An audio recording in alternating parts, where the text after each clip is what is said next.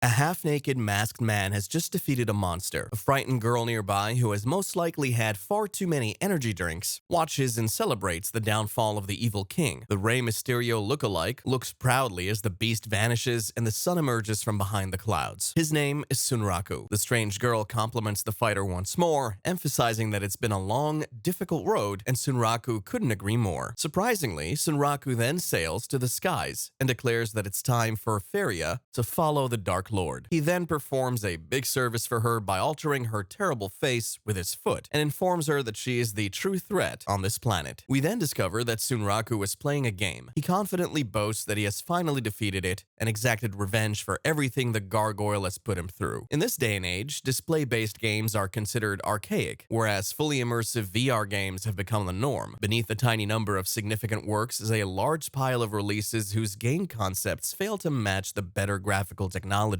These games are referred to as trash games. Although most people dislike trash games, some enjoy them and are referred to as freaks. Our protagonist, Sunraku, is one of those freaks, and he states that the allegations were accurate and that the game he just finished was a massive piece of crap. Sunraku compares the thrill he gets from beating a trash game to how a convict feels at the end of his prison sentence. This lunatic then wonders what garbage game he'll try next, and we discover that he's known as the Trash Game Hunter. Sunraku is then convinced to try out the opposite of what he is usually into, a god-tier game. Shangri-La Frontier, which boasts over 30 million players, is crafted by the masterminds at Utopia Entertainment Software. This virtual realm is renowned for its expansive player community and the brilliance of its creator, Tsukuyo Sukuri, the genius behind its fully immersive VR system. Sunraku begins his journey by selecting the role of a twin-blade mercenary and adopts the origin of a wanderer for its added luck bonus. Crafting a unique and minimalist appearance for his character, he skips the introductory tale to dive straight into the heart of the action. Rei, Sunraku's fun girl who wants to do naughty things with Sunraku, is on a quest to find Sunraku, though she searches in the wrong town, unaware he's already moved on. Meanwhile, Sunraku battles a formidable snake boss, blocking his path to the second city. Switching to the Vortal Chopper after his blades break, he struggles to defeat it, especially after being poisoned. Despite setbacks, Sunraku cleverly targets the snake's weak spot, eventually triumphing and leveling up. In the second city, a boy excitedly introduces his crush to the game, hoping to impress her. Sunraku, racing to the town while possibly poisoned, rushes to the inn to save his respawn point. He swiftly dies but rejoins the game eagerly. Despite mockery from others, he buys armor and explores, eventually mining for materials to craft new weapons. After arduous efforts, he obtains a valuable item and upgrades his gear with the help of a blacksmith NPC. Realizing Sunraku may have defeated the snake, Rei swiftly dispatches it herself, revealing her advanced skills. Meanwhile, Sunraku faces a tough opponent, a red-capped goblin, which calls for reinforcements. Just when things seem dire, a monstrous black wolf, Lycagon the Night Slayer, appears, hinting at deeper challenges within the game. As Sunraku reflects on his experiences, we glimpse the game's headquarters, hinting at new mechanics that may alter the game's dynamics. We then see Fun Girl playing Shangri-La Frontier in her room, questioning people who helped Sunraku. They inform her that Sunraku went directly to the second town, impressing Rei with his feat of defeating the snake boss as a beginner. Rei swiftly departs after receiving the information, leaving behind a gift and showcasing her remarkable speed. Before we can glimpse her cape with a wolf symbol, a boy reveals it as a clan emblem focused on defeating Lycagon the Night Slayer, one of the unique monsters in the game. Unlike regular creatures, unique monsters like Lycagon are singular in the game world, shrouded in mystery and extraordinary strength. Sunraku commences his battle against Lycagon, aware of the daunting challenge ahead. Despite his skillful maneuvers, the battle proves arduous as Lycagon teleports and unleashes devastating attacks. Sunraku's weapons begin to falter, and he faces a dire situation when Lycagon inflicts a curse upon him, reducing his defense and vitality and altering his interactions with NPCs. Despite the setback, Sunraku gains substantial experience points and levels up, focusing on enhancing his luck attribute. He encounters a white Vorpal bunny reminiscent of Alice in Wonderland, which leads him to a unique scenario named Invitation to Rabbituza. Though initially excited, Sunraku is taken aback when he meets Vizachi, the boss of the Vorpal bunnies, whose imposing presence contrasts with their typically cute appearance. dance, leaving Sunraku speechless. In the real world, Fun Girl searches for Sunraku at the game shop, but the owner informs her he's not there, suggesting he might be avoiding her. Despite this, Rei is determined to confess her feelings to him. Meanwhile, at Sunraku's home, we meet his sister Rumi for the first time. Sunraku, engrossed in researching unique scenarios in Shangri-La Frontier, realizes he's not the only one aware of the Rabituza scenario and its secrets. Recalling his encounter with Vizachi, the boss of the Vorpal Bunnies, Sunraku agrees to train under him, earning the nickname Vash in a humorous exchange. However, he must wear a Vorpal soul collar, sacrificing experience points for increased stat gains. In the game world, Sunraku encounters Katsuo, a fellow player, and they engage in a fierce battle, attracting attention before Sunraku's defeat. As Sunraku plans to advance to the third town with Emul, he encounters two girls curious about the Vorpal Bunny. Reluctant to share information about the unique scenario, Sunraku flees. Unaware, one of the girls snaps a photo, potentially exposing a secret. Testing the effects of Lycagon's curse, Sunraku discovers weaker monsters now flee from him. However, on his journey to the third town, he faces a setback as he confronts the area boss, Mud Digger, in a challenging swamp environment. Facing the formidable Mud Digger, Sunraku employs new tactics, utilizing evasive skills and Emul's magic. Though initially forgetting about Emul's assistance, Sunraku coordinates with her to deal significant damage to the boss. However, Mud Digger retaliates, trapping Sunraku and preparing a fatal blow. As Sunraku contemplates his imminent demise, Emul encourages him to persist, leading to a clever maneuver where they defeat the boss using Sunraku's luck and momentum. Moving forward, they prepare to enter Third Dream discreetly, with Emul using a Vorpal bracelet to disguise herself. However, their plan is interrupted by Animalia, who seeks answers about taming Vorpal bunnies. Suddenly, they're attacked by Arthur Pencilgon, setting the stage for a confrontation soon. Meanwhile, in the real world, Sunraku's notoriety grows as players question the origin of his cursed scars, attracting the attention of Orsalot from Ashura Kai, a clan of player killers, and Saiger, a formidable player focused on hunting Lycagon. The story flashes back to their initial encounter after Arthur Pencilgon and Sunraku meet in Shangri-La Frontier. This meeting takes place within a game called Unite Rounds, known for its challenging drop rates, making it difficult for players to obtain items without great effort. Faced with this challenge, players resort to stealing from each other and non-player characters, eroding the spirit of cooperation the game intends. However, the dynamic shifts when one player, Pencilgon, establishes her own kingdom within the game, attracting both loyal followers and those who seek to exploit her power for amusement. Pencilgon emerges as a ruthless player, deriving pleasure from causing chaos and hindrance to others' gameplay experiences. When Katsuo and Sunraku confront her at the castle, using a rebel army as a distraction, Pencilgon becomes intrigued by their presence